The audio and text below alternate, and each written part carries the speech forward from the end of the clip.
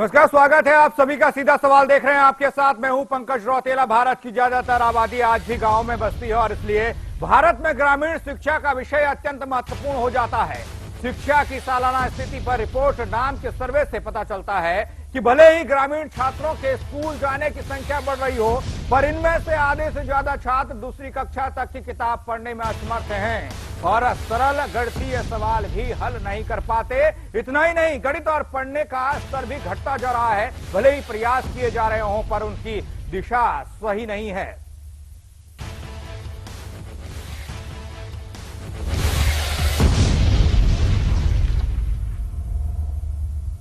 जी हां, बात शिक्षा की हो रही है, गुणवत्ता और उसकी पहुंच की भी हो रही है। ग्रामीण स्कूलों की चिंता का प्रमुख विषय है बना हुआ है वहां शिक्षकों की कमी, स्कूलों में किताबों की कमी और पढ़ने के सामान की कमी भी बनी रहती है। यूं तो सरकारी स्कूल हैं, लेकिन निजी स्कूलों की तुलना में उनकी गुणवत्ता एक प्रमुख मुद्दा है। गांव में रहने वाले ज्यादातर लोग शिक्षा की महत्ता को समझ चुके हैं और ये भी जानते हैं कि गरीबी से निकलने का यही एक रास्ता मात्र है। लेकिन यहां सवाल बहुत सारे हैं, जवाब कम हैं। देने वाले भी होंगे हमारे साथ, उनसे करेंगे देश की शिक्षा व्यवस्था पर सीधा सवाल, लेकिन इस रिपोर्ट के बाद।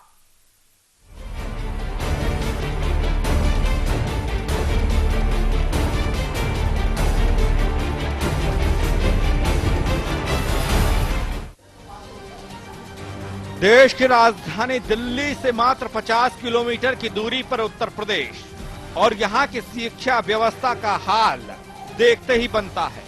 बेहाल है उत्तर प्रदेश की शिक्षा व्यवस्था। जी हाँ, सरकारी शिक्षा व्यवस्था की बात हो रही है। अच्छी शिक्षा देने की बात हर कोई जिम्मेदार करता है, उसके लाख दावे करता है, लेकिन उन दावों की हकीकत धरातल पर नजर नहीं आती है। सरकारी स्कूलों में बच्चों की जनसंख्या बढ़ाने के चाहे कितने दावे कर दिए जाएं, कितने दिशा निर्देश सरकारों द्वारा दिए जाएं, लेकिन दावे कभी हकीकत में तब्दील नहीं होते हैं। आज सच्चाई आपको इंडिया क्राइम दिखाएगा और बताएगा किस तरीके से उत्तर प्रदेश के सरकारी स्कूलों में बच्चे यानी कि देश के नौनिहालों का मुस्तकबिल संवारा जा रहा है। किस तरीके से इस देश का बच्चा सरकारी स्कूलों में पढ़ रहा है, क्योंकि जो हकीकत है वो चौंकाती है। एक तरफ देश में भीषण गर्मी की मार पड़ रही है, बुंदेलखंड जैसे इलाके पानी के लिए तरस रहे हैं, सूखे से जूझ रहे हैं। ऐसे में बात जब सरकारी स्कूलों की आती है तो सरकारी स्कूलों में किस तरह की व्यवस्था है इसकी पोल खुल जाती है। वही आज हम आपको बता रहे हैं। गर्मी की मार को कैसे बच्चे झेल रहे हैं वो आपको दिखा रहे हैं। जब बात सरकारी शिक्षा की आती है, जब बात सरकारी स्कूलों की आती है, तो तमाम सरकारें ये दावा करती हैं, तमाम सरकारें ये वादा करती हैं कि सरकारी स्कूलों को सुधारने का काम हो रहा है। लेकिन हकीकत ये है कि इन स्कूलों में वादे धरातल पर नहीं उतरते। जहाँ गर्मी है, लाइट की व्यवस्था की गई है, पंखे लटक रहे हैं, बल्ब लगे हुए हैं, लेकिन बिजली का कनेक्शन नहीं दिया गया है।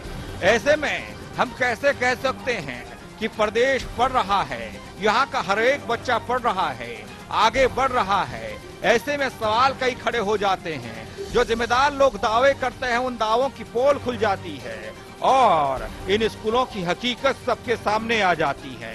अब इन लटके हुए पंखों को देखिए, इन लगे हुए बल्बों को देखिए। यहाँ सरकार चाहे कुछ भी कह दे और हर सुविधा मुहैया कराने की बात कह दे, लेकिन जब तक कनेक्शन नहीं होगा बिजली का, तब तक ये चलेंगे कैसे? जब तक कनेक्शन नहीं होगा स्कूलों से सरकारों का, तो स्कूल चलेंगे कैसे? ये हकीकत है इन स्कूलों की। ये सिर्फ और सिर्फ उत्तर प्रदेश की बात नहीं हो रही है। उत्तर प्रदेश तो एकमात्र जरिया है इस खबर को दिखाने का, इस बात को बताने का। हकीकत यह है कि देश के सारी सरकारी स्कूल आज दम तोड़ रहे हैं। बेहाल शिक्षा व्यवस्था बतला रही है कि किस तरीके का इस देश का मुस्तकबिल संवर रहा है। अब सवाल उठता है और जवाबदेही भी बनती है, जवाब भी मांगा जाएगा। लेकिन उन सबसे पहले आपको सुनाते हैं, आपको दिखाते हैं वो तस्वीरें जो सच बोलती हैं, और आपको सुनाते हैं वो बात जो शिक्षक कहता है, जो छात्र कहता है, वो भी 100% सच बात। सुनिएगा, गौर कीजिएगा। अभी जनपद में कुछ स्कूल ऐसे हैं जहाँ बिजली फिटिंग का जो था वो उपलब्ध नहीं हो पाया था, प्रशासन को इसके लिए डिमांड बनाकर भेज रखी है। जब डिमांड वहाँ से धन आ जाएगा, बजट पास होते ही उसके बाद स्कूलों में वो पैसा भेज दिया जाएगा, जिससे जो है बिजली फिटिंग और पंखों की वहाँ व्यवस्था हो जाएगी। तो सर कुछ स्कूल ऐसे भी हैं जिनमें स्टाफ रूम में जहाँ शिक्षक बैठते हैं वहाँ पंखा लगा हुआ है, और जहाँ बच्चे बैठते हैं उसी स्कूल में क्लास में पंखे नहीं है। ये चीज़ क्या है? ऐसे स्कूलों को दिखवाया जाएगा कि कहीं ऐसी स्थिति है तो स्टाफ रूम में से पंखा हटा के वो बच्चों की क्लास में लगाते हैं। क्लास रूम में क्या जो बच्चे पढ़ रहे हैं, क्या इनके पास जो है पंखे लगे हुए हैं छत में? फिटिंग तो हुई नहीं है। फिर गर्मी में बच्चे जो है बेहाल है, तो इसमें कैसे परेशानी आती है? बस ज़्यादा गर्मी पड़ती है, बच्चों को पानी की व्यवस्था होनी चाहिए, पंखे की व्यवस्था होनी है। ज़्यादा गर्मी पड़ती है, बच्चे बीमार भी पड़ जाते हैं। तो फिर कैसे करते हैं इसे? हाथ हम लोग तो हाथ से हवा करते हैं, बच्चे अपने कभी कभी कॉपी से कर लेते हैं। पंखे चाहिए, हमें बहुत गर्मी लगती है। गर्मी लगती है? फिर अगर जो पंखे नहीं है तुम्हारी क्लासरूम में, तो तुम कैसे फिर हवा करते हो? हैं? गत्ते से। गत्ते से करते हो? अगर तुम्हें गर्मी लगती है तो फिर कैसे हवा करते हो तुम अपनी? कैसे करते हो? जी हाँ, ये तस्वीर आपने देख ली, समझ भी गए होंगे। अब आपको बादा की तस्वीर दिखाते हैं। बेसिक शिक्षा विभाग खुद मासूम बच्चों की जान से खिलवाड़ कर रहा है, ये भी आपको बताते हैं। बिजली विहीन बांदा के सरकारी विद्यालयों में इस जानलेवा गर्मी में छात्राओं को चूल्हे की भभकती आग में झोंका जा रहा है। लपटों के सामने बैठाकर रोटियां बिलवाई जा रही हैं। मिड डे मील की जिम्मेदारी रसोइये की होती है, लेकिन रसोइया घर में आराम फरमाता है, बच्चे स्कूल में रोटी बनाते हैं। तो ये है भारत की सर्व शिक्षा का अभियान। जरा सुनिए क्या कहते हैं टीचर, जरा सुनिए क्या कहते हैं ये मासूम छात्र। गाड़ी आपकी बगल में खड़ी है, बच्चों के बैग रखे हैं, क्लास में बच्चे बैठे हैं। वो कच्चा नहीं, वो बरामदा है। अच्छा ये है क्योंकि बच्चे यहाँ पर खाना खा रहे हैं, इसलिए टेम्परेरी उनको वहाँ पर बिठा दिया गया। अगर हैंडपंप खराब हो गया है तो हमें पानी लेने जाना पड़ता है, तो लड़की वहाँ के हमारी फोटो खींचते, फिर हमारे माँ बाप हमें बहुत डांटते हैं। कोई नहीं था तो हमने अपने कहा कि हम बना लें, कोई नहीं है। अच्छा, रोटी कोई बनाने वाला नहीं है। आप बताइए, बच्चे चाकू लिए हैं, लग गया। चाकू कहाँ लिए हैं बताइए? ये लिए हैं आपने? लीजिए, ये काटने के लिए ले लिया हुआ है। बताइए ना, लग जाएगा बच्चों के। अगर कौन जिम्मेदार होगा? जिम्मेदार हेड मास्टर होगा जो है। मास्टर साहब आप लोग काट के देते तो है ना, ये कोई ऐसी बात थोड़ी हुई है। जी हाँ, देश में सबको पढ़ाना है, सब पढ़ेंगे तब देश बढ़ेगा, आगे बढ़ेगा।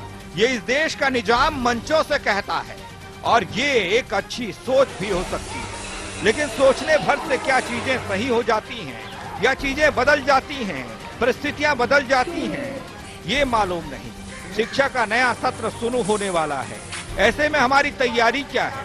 क्या हम इस सत्र के लिए तैयार हैं या हम अब भी वही हैं जहां बीते साल थे? ये सवाल इसलिए क्योंकि कुछ दिनों पहले मानव संसाधन विकास मंत्रालय द्वारा जारी की गई रिपोर्ट बताती है कलई खुलती है प्राथमिक शिक्षा की। उत्तर प्रदेश की सपा सरकार पर भी कई प्रश्न चिन्ह खड़ा करती है कि आखिर उत्तर प्रदेश में प्राथमिक शिक्षा की ऐसी हालत क्यों है। ये रिपोर्ट बताती है कि प्राथमिक शिक्षा के लिए चलाई जा रही अनेक महत्वाकांक्षी योजनाओं के बावजूद देश में 5वीं तक के छात्रों की संख्या में लगातार गिरावट हो रही है। एक साल में 23 लाख बच्चों की कमी पाई गई है, जिसमें अकेले उत्तर प्रदेश की कक्षाओं से 7 लाख बच्चे घट गए हैं। रिपोर्ट की माने तो देश भर में 5वीं और 8वीं में क्रमशः 13.24 करोड़ और 6.64 करोड़ यानी कुल 19.88 करोड़ बच्चे प्राथमिक शिक्षा हासिल कर रहे हैं। लेकिन इतनी बड़ी तादाद में बच्चों का प्राथमिक स्कूल से कम होना सवाल खड़ा करता है कि आखिर इतनी सुविधाओं के बावजूद जो सरकारें कहती हैं ऐसा क्यों हो रहा है? कमी कहाँ है? या फिर ये सभी सुविधाएं हवाई साबित हो रही हैं? जो हमारी ये रिपोर्ट बताती है कि इस देश में शिक्षा के स्तर को सुधारने के लिए कितना काम हो रहा है। एक तरफ इलाहाबाद हाईकोर्ट ने साफ कहा था कि सभी अधिकारी, सभी राजनेता अपने बच्चों को सरकारी स्कूलों में पढ़ाएं, लेकिन ऐसा होता दिख नहीं रहा है। अगर आला अधिकारियों के बच्चे इन स्कूलों में, इन सरकारी स्कूलों में पढ़ रहे होते, शायद इन स्कूलों की तस्वीर चमक रही होती और इसके साथ साथ इस देश का मुस्तकबिल भी चमचमा रहा होता। ये वो सोच है जो पता नहीं कब धरातल पर दिखाई देगी, लेकिन इस देश के जिम्मेदार लोगों की सरकारी शिक्षा की ओर बेरुखी इनकी दकियानूसी सोच को बताती है। Special desk Pankaj Rautela, India crime.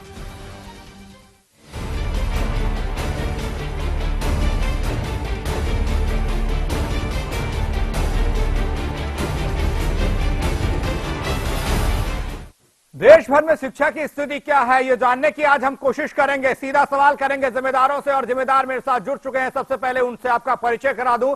Sapa से मुकुल जैन साहब मेरे साथ जुड़े हुए हैं, विनय शर्मा। बीजेपी से मेरे साथ जुड़े हुए हैं संजय कुमार शर्मा। एक अध्यापक हैं, वो मेरे साथ जुड़े हुए हैं सादात चौहान साहब।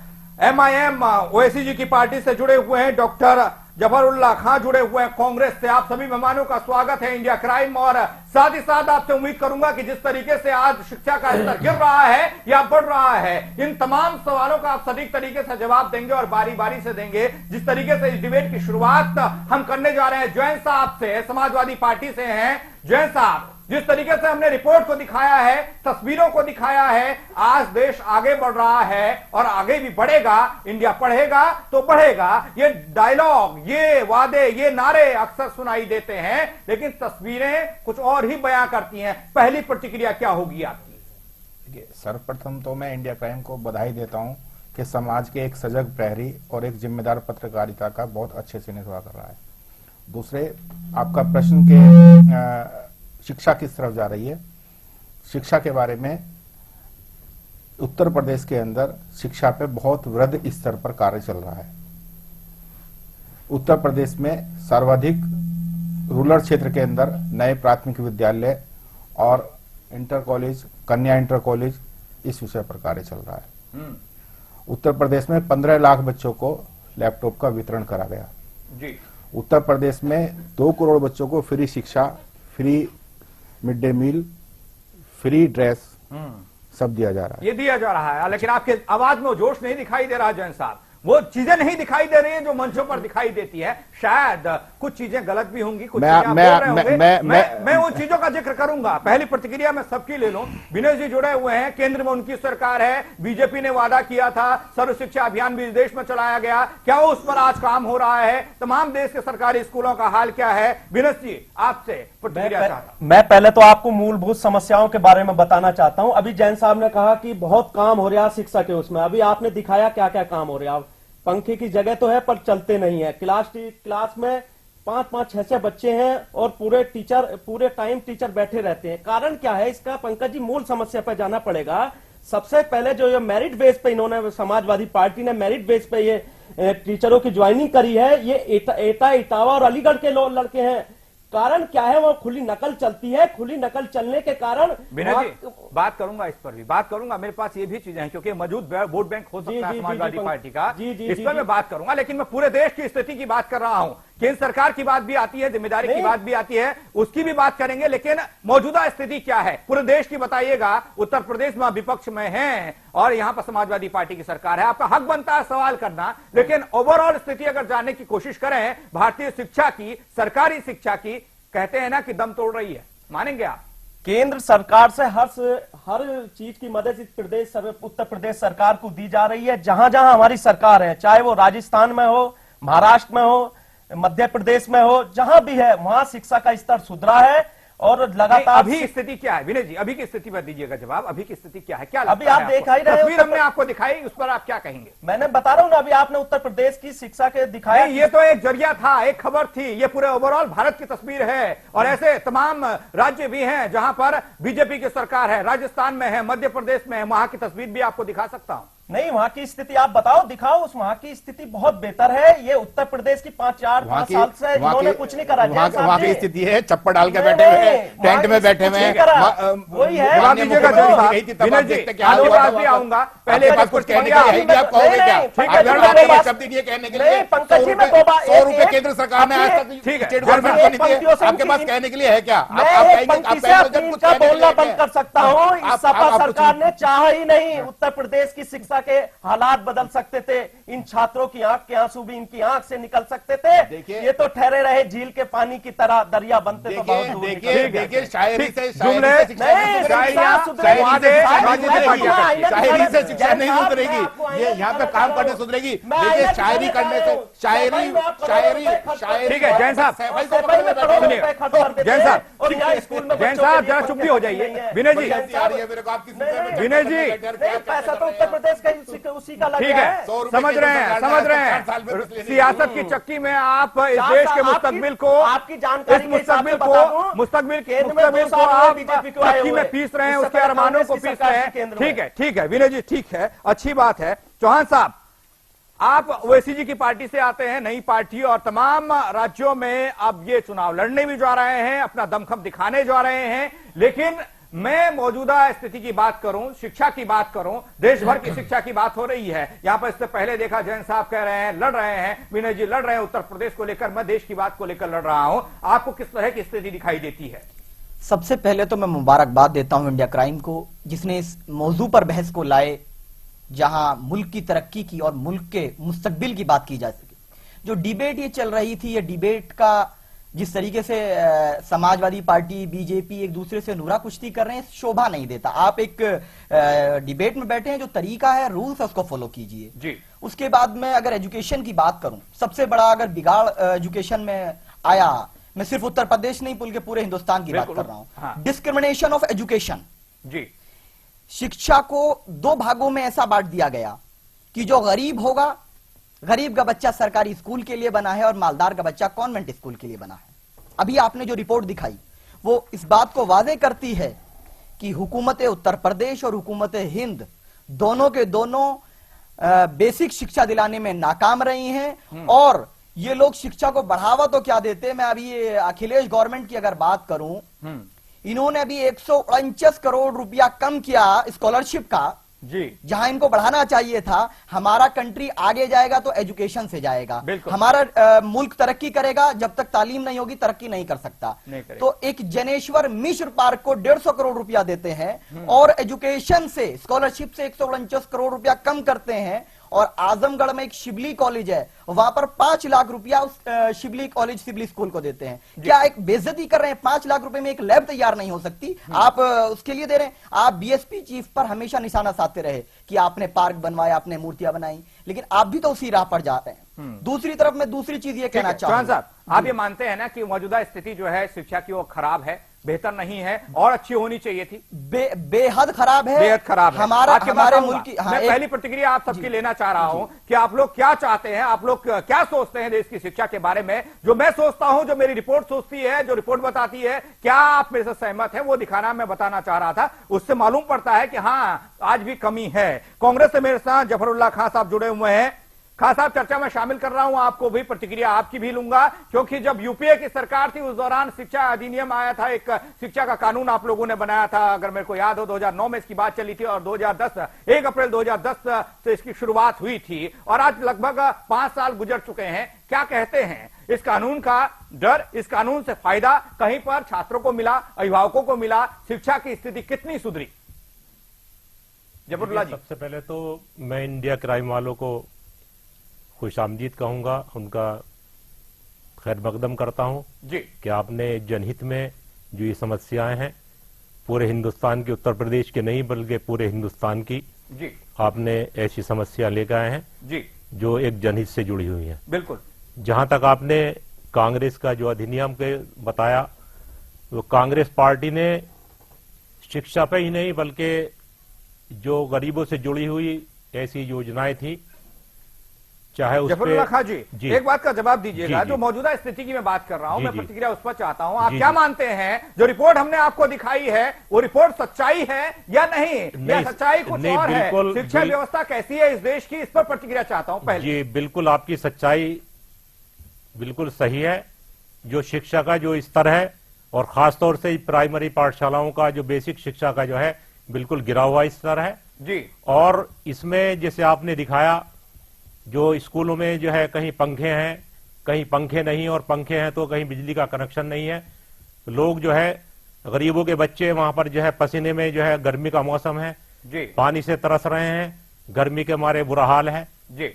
तो ये सब जो आपने दिखाया बिल्कुल मैं इससे आपसे सहमत हूं जी। और खासतौर से उत्तर प्रदेश की दर्शक भी सहमत जरूर होगा और दुखी भी जरूर होगा जबुल्ला खां जी, दुखी भी जरूर होगा क्योंकि आज देश को आजाद हुए 70 साल होने को है, लेकिन इस बीच हम नहीं सुधार पाए और ढांचा नहीं सुधार पाए, तो अपनी शिक्षा का ढांचा नहीं सुधार पाए, वो भी सरकारी शिक्षा का। विनय जी, अब आपके पास आ रहा हूं, असली चर्चा की शुरुआत अब होगी। केंद्र सरकार बदली थी, नरेंद्र मोदी ने नारे दिए थे, लेकिन उन नारों का फर्क पड़ता हुआ भी देश में दिखाई नहीं दे रहा है। आप आरोप प्रत्यारोप दूसरी पार्टियों पर लगाइएगा, पहले अपने गरेबा में भी झांक कर देखिएगा। क्या कहते हैं, लगातार स्कूलों की हालत बिगड़ती जा रही है, छात्रों की संख्या कम होती जा रही है सरकारी स्कूलों में, निजी स्कूलों का रुख कर रहे हैं अभिभावक अपने बच्चों को पढ़ाने के लिए, क्या कहेंगे इस पर आप? मैं आपको बता दूं, आज भी केंद्रीय विद्यालय जितने भी हैं जो केंद्र के अधीन आते हैं, उसमें आप किसी भी स्कूल में जाकर देख लो, एडमिशन के लिए लोगों की मारामारी है। कारण क्या है? उनका शिक्षा का स्तर सुधरा है जी, लगातार शिक्षा का स्तर सुधरा है। अभी जैन साहब कह रहे हैं 4 साल आपकी वो हो गए, हमारे आए हुए 2 साल भी मई में पूरे होंगे, अभी हमारे 2 साल भी पूरे नहीं हुए हैं जी। और मैं दूसरी चीज का जवाब दे दूं, ये शिक्षा का मंदिर है, इसमें संस्कार दिए जाते हैं। अभी चौहान साहब बता रहे थे कि ऐसा नहीं होता वैसा नहीं होता, एक आदर्श एक उसकी बात बता रहे थे। कैसा होता है आप नहीं, इन्हीं के अध्यक्ष ही इन्हीं के अध्यक्ष कहते हैं कि भारत माता की जय नहीं बोलनी चाहिए, नहीं, और ये नहीं है, भारत माता की जय नहीं बोलनी चाहिए, और ये संस्कारों की बात कर रहे हैं। मेरे डिबेट के दौरान आप टॉपिक नहीं भटका सकते हैं। सर एक चीज आप एक चीज समझिए, नहीं आप समझने आप एक चीज समझने की कोशिश कीजिए, जब संस्कार नहीं दिए जाएंगे बच्चे को तो आगे चल के क्या करेगा? और चार बच्चे पैदा करो, ये संस्कार है, चार कभी नहीं करा। सुनिएगा जरा, मैं आऊंगा आपके पास भी। मीना जी जी, डिबेट को भटकाइएगा मत, नहीं मैं बिल्कुल पॉइंट पा रहा हूं। स्थिति साफ कीजिएगा, केंद्र सरकार की सोच क्या है? सरकारी स्कूलों का जिक्र आप कर रहे हैं, कह रहे हैं कि केंद्र के अधीन केंद्रीय विद्यालय आते हैं, उनकी स्थिति सुधरी हुई है। मैं कह रहा हूं साहब, इस देश के अंदर आते हैं सरकारी विद्यालय, उनकी स्थिति क्यों बिगड़ रही है? नहीं, लगातार उसमें सुधार हो रहा है। अब ये यूपी के जो रिपोर्ट आपने देखी होगी, नहीं आप वो सहमत होते हैं उस रिपोर्ट से? उसे पूरा हमारा केंद्र सरकार इन्हें पैसे देने के लिए तैयार है, पर इन्हें तो जहां तक लगाने, क्या पैसे देने से स्कूल चल जाते हैं? दिनेश जी, एक सवाल का जवाब दीजिएगा। आपने कहा स्कूलों में पंखे लगा दिए हैं, स्कूलों में बल्ब लगा दिए हैं, लेकिन लाइट का कनेक्शन ही नहीं जाता, तो चलेंगे कैसे? सर वो कनेक्शन तो उत्तर प्रदेश सरकारी अखिलेश यादव, मुख्यमंत्री माननीय अखिलेश यादव जी देंगे, उन्हें तो कराना है, उन्हें लगवाना होगा ना उसमें जी। लेकिन जब उनका इस ओर ध्यान ही नहीं है, उनका और तो पैसे बांटने में, साइकिल बांटने में, इधर उधर करना। आपने अभी एक उदाहरण दिया था। आप पंकज जी, मैं एक बात पूछना चाहता हूं, पहले एक आदेश आया था कि वे सभी सरकारी अधिकारियों के बच्चे और जी जजों के बच्चे, नेताओं के बच्चे, हाई कोर्ट का आया था, उसके खिलाफ जिसने याचिका दायर करके उसका वो आया था, रिजल्ट आया था, उसके खिलाफ एफआईआर किसने दर्ज कराई थी? किसे इस पर आपत्ति हुई थी? इसमें किसी भाजपा वाले को आपत्ति हुई थी या किसी और को हुई थी? बताओ, सपा के अलावा किसके हुई थी? उसके खिलाफ अगले दिन एफआईआर दर्ज कर दी गई। हमने उस चीज का स्वागत करा, बढ़ चढ़ कर स्वागत करा। हाँ, अधिकारी के बच्चे भी उसी स्कूल में पढ़ने चाहिए और एक गरीब का बच्चा भी उसी स्कूल में पढ़ना चाहिए, लेकिन इनके कैसे पढ़ेंगे? इनके तो विदेश में पढ़ेंगे। सफाई में आज देखो आप, जनरेटर बिजली नहीं होगी, वैसे तो 24 घंटे बिजली होगी, ये बात नहीं होगी तो जनरेटरों से होगी। समर्थन कर रहा हूं आपकी इस बात का, मैं तो समर्थन कर रहा हूं आपकी इस बात का कि समाजवादी पार्टी ये काम करती है। जैन साहब मेरे साथ बैठे हुए, उनके लिए भी एक लंबी सवालों की सूची मेरे पास है, लेकिन मेरा मकसद ये है कि जिस बेस पर जो जनाधार आपने तैयार किया था लोकसभा चुनाव 2014 से पहले, उस दौरान जो सपने आपने लोगों को दिखाए थे, डिजिटल इंडिया का सपना आपने दिखाया था, make in India, made in India का सपना दिखाया था, और जहां तक मैं समझता हूं ये वो सपने हैं जो शिक्षा से जुड़े हुए हैं। क्या आप मानते हैं जिन स्कूलों में बच्चे कॉफियों से पंखा कर रहे हैं, पीने के लिए पानी नहीं है, शौचालय नहीं है, वहां के बच्चे आपके मेक इन इंडिया में भागीदार हो सकते हैं, मेड इन इंडिया में भागीदार हो सकते हैं, या फिर डिजिटल इंडिया का उनको फायदा मिल सकता है? इसका जवाब दीजिएगा विनय जी। लगातार मोदी जी ने शिक्षा का स्तर को सुधारा है, और आने वाले टाइम में आप देखोगे कि किस तरह से शिक्षा का स्तर सुधरेगा। हमारा पहले से भी विद्यार्थी परिषद, हमारी एक छात्र विंग शाखा है, हमने हमेशा प्रवेश परीक्षा और परिणाम के लिए काम करा है।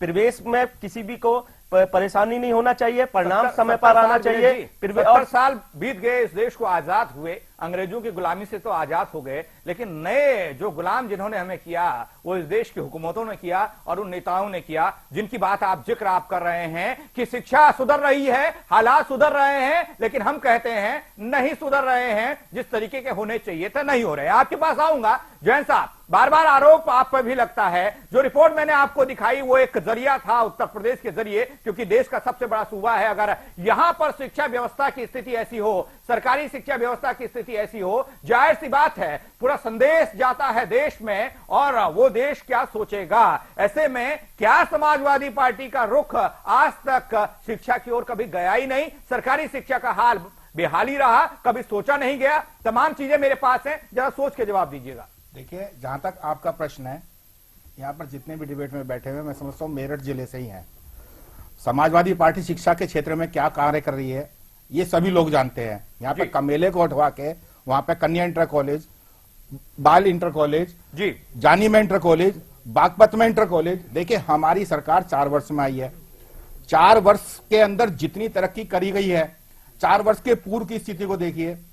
आज की तारीख में देखिए मेरी बात पूरी होनी। आपने बोला 4 साल, मैं कहता हूं आपकी सरकार 4 नहीं, आपकी सरकार 8 साल से है। मैं आपके वो तमाम सालों को गिन रहा हूं जब मुख्यमंत्री मुलायम सिंह यादव भी थे, जब उससे पहले भी आपकी सरकारें बनी हैं, जब आप गठबंधन की सरकारें आपने बनाई हैं, मैं उस दौरान भी गिन रहा हूं, उनको भी गिन रहा हूं। आपने कहा कॉलेज खोल दिए गए, मैं सराहना करता हूं इस बात की कि समाजवादी पार्टी ने इतना बड़ा सराहनीय काम किया, लेकिन आपने क्या उन कॉलेजों के अंदर जाकर देखा, झांकने की कोशिश की, वहां पर बच्चा कैसे पढ़ रहा? आपका जवाब दूंगा, आप ही की स्क्रीन पर चल रहा है। आप एक कॉलेज के अंदर देखिए, एक कॉलेज के अंदर सुधार का कार्य चल रहा है। क्या जो तस्वीर आपने देखी वो झूठ बोल रही थी? आप तस्वीर बिल्कुल सच बोल रही है, लेकिन तो आप कैसे कह सकते हैं? आप ये भी देख सकते हैं कि उस कॉलेज के अंदर बिल्कुल नया रिनोवेशन का कार्य आपको स्पष्ट दिखाई दे रहा है जी। ये भी आपको स्पष्ट दिखाई दे रहा होगा, रिनोवेशन का कार्य आपकी पिक्चर के अंदर बिल्कुल स्पष्ट दिखाई दे रहा है। जो बच्चे बोल रहे थे, जो बच्चे देखिए, मैंने भी एक सरकारी स्कूल में शिक्षा ग्रहण करी, उस समय की जो आप शिक्षा की बात कर रहे हैं, आज देखिए जितने भी आप दिखा रहे हैं स्कूल के अंदर, सारे बच्चे स्कूल के अंदर ड्रेस्ड हैं। एक दिन के अंदर हम 21 करोड़ की आबादी के अंदर रहते हैं। इस प्रदेश के अंदर 2 करोड़ 81 लाख बच्चे प्राइमरी शिक्षा के अंदर सरकारी स्कूलों के अंदर आज की तारीख में पढ़ रहे हैं जी।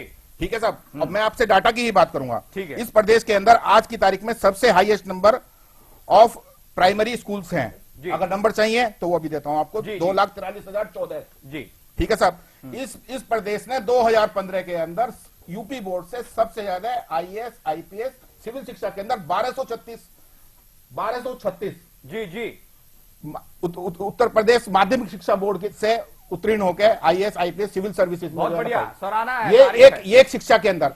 दूसरा मैं आपको बताऊंगा, 62% से 79% पर लिटरेसी का स्तर पिछले 4 सालों में गया जी, 2011 से 2015 तक, जिसके अंदर ग्रामीण क्षेत्र के अंदर थोड़े कम है, ग्रामीण क्षेत्र के अंदर लगभग 72% है, ओवरऑल एवरेज जो है 79% है ग्रामीण क्षेत्र का और शहरी क्षेत्र का दोनों का मिला के। 52% से जो महिला शिक्षा थी 52% से पहुंच के आज 68% पे लिटरेसी का स्तर पहुंच रहा है। देखिए, एक दिन के अंदर 21 करोड़ की आबादी के अंदर आप ये सोचे कि 4 साल के अंदर या 5 साल के अंदर एक हमें वृहद योजना के अंदर हम कार्य कर रहे हैं। ऐसा नहीं है, 15 लाख बच्चों को हमने लैपटॉप दिया जी, 89,000 कन्याओं को हमने कन्या विद्याधन दिया, और ये लोग कहते हैं हम कुछ नहीं कर रहे। जो लोग ये कहते हैं जिन्होंने आज तक 100 रुपए का काम, एक कदम आगे चलने का काम पिछले 2 साल में नहीं किया, वो ये आरोप लगा रहे कि हम कुछ नहीं कर रहे जी। जिनकी योजनाएं जितनी भी हैं वो अगले आने वाले 20 साल के लिए है। 5 साल के लिए सरकार को जो है ना मैंडेट मिला है जी, 2.25 साल खत्म हो चुके हैं जी, बाकी 2.5 साल भी ऐसे ही भारत माता की जय बोलते बोलते जो है ना खत्म कर देंगे। सुनिएगा, आंकड़ों का आप जिक्र कर रहे हैं और मैं भी आंकड़ों का ही जिक्र आप करूंगा, क्योंकि आपने तमाम लोगों का जिक्र किया कि हाँ स्थितियां बदल रही हैं, आंकड़े आपने गिना कर रख दिए, लेकिन जो आंकड़े मेरे पास हैं वो ये कहते हैं कि 7 लाख बच्चे सरकारी स्कूलों से हर साल घट रहे हैं उत्तर प्रदेश में। अब जरा समझिएगा, ये रिपोर्ट मानव संसाधन विकास मंत्रालय की रिपोर्ट है और ये रिपोर्ट कहती है कि प्राथमिक शिक्षा के लिए चलाई जा रही अनेक महत्वाकांक्षी योजनाओं के बावजूद देश में 5वीं तक के छात्रों की संख्या में पिछले 1 साल में 23 लाख बच्चों की कमी आई है। जरा गौर कीजिएगा, अगली लाइन आपके लिए है, अकेले उत्तर प्रदेश की कक्षाओं से 7 लाख बच्चे घटे हैं। आप क्या कहेंगे? मैं इन 7 लाख बच्चों का जिक्र कर रहा हूं, उन बच्चों का जिक्र मैं कर रहा हूं, सराहना कर रहा हूं आपकी पार्टी की, लेकिन इन 7 लाख बच्चों के बारे में आप क्या कहेंगे? देखिए, जो आदमी के रहने का स्तर, खाने का स्तर, पहनने का स्तर, हर चीज का स्तर बढ़ रहा है। पिछले सालों के अंदर जो बच्चे प्राइमरी जो सरकारी स्कूलों से कुछ CBSE में ट्रांसफर हुए हैं, ये संख्या उनकी तरफ गई है। ऐसा नहीं कि बच्चों ने शिक्षा की तरफ आज की तारीख में एक रिक्शा चलाने वाला भी अपने बच्चे को ज्यादा से अच्छी शिक्षा देना चाहता है। उसके लिए किसी को बाउंडेड नहीं करा जा सकता कि भाई तुम्हें सरकारी स्कूल के अंदर ही जाना। नहीं, मैं आऊंगा जैन साहब, मैं इतनी आसानी से इस सवाल का जवाब आपसे लूंगा और मैं ये जानने की कोशिश करूंगा कि वाकई में जिन लोगों का जिक्र आप कर रहे हैं वो अच्छी बात है, मैं उसकी सराहना भी करूंगा और इस मंच से सराहना करूंगा, लेकिन उन 7 लाख लोगों का जिक्र भी करूंगा जो शिक्षा आज ग्रहण नहीं कर पा रहे हैं। और भी तमाम मेहमान मेरे साथ जुड़े हुए हैं, उनसे भी सवाल होंगे और तीखे सवाल होंगे, जवाब लेने की कोशिश करूंगा, लेकिन आप बने रहिए। छोटे से ब्रेक के बाद होगी चर्चा।